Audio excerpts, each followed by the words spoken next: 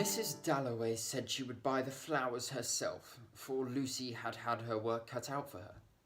The doors would be taken off their hinges, Rumpelmayer's men were coming. And then, thought Clarissa Dalloway, what a morning, fresh as if issued to children on a beach.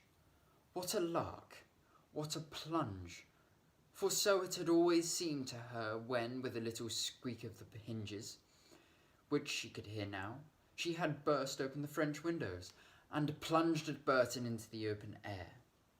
How fresh, how calm. Stiller than this, of course, the air was in the early morning. Like the flap of a wave, the kiss of a wave, chill and sharp, and yet, for a girl of 18, as then she was, solemn.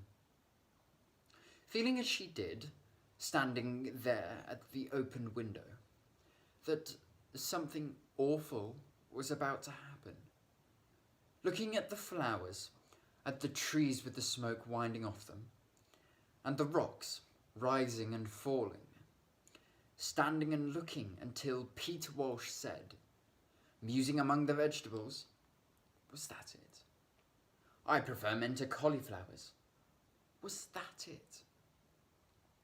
He must have said it at breakfast one morning, when she had gone out onto the terrace. Peter Walsh. He would be back from India one of these days, June or July, she forgot which, for his letters were awfully dull. It was his sayings one remembered, his eyes, his pocket knife, his smile, his grumpiness.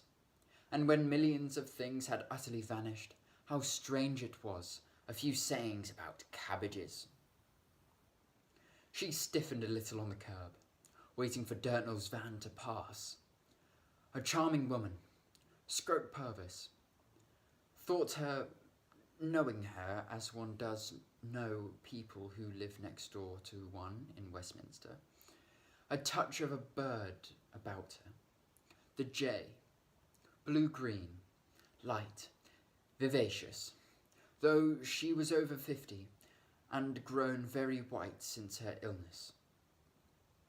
There she perched, never seeing him, waiting to cross, very upright. For having lived in Westminster, how many years now? Over 20, one feels even in the midst of traffic, or waking at night. Clarissa was positive, a particular hush, or solemnity, an indescribable pause, a suspense. But that might be her heart, affected with influenza. Before Big Ben strikes, there, out it boomed, first a warning, musical, then the hour, irrevocable. The leaden circles dissolved in the air.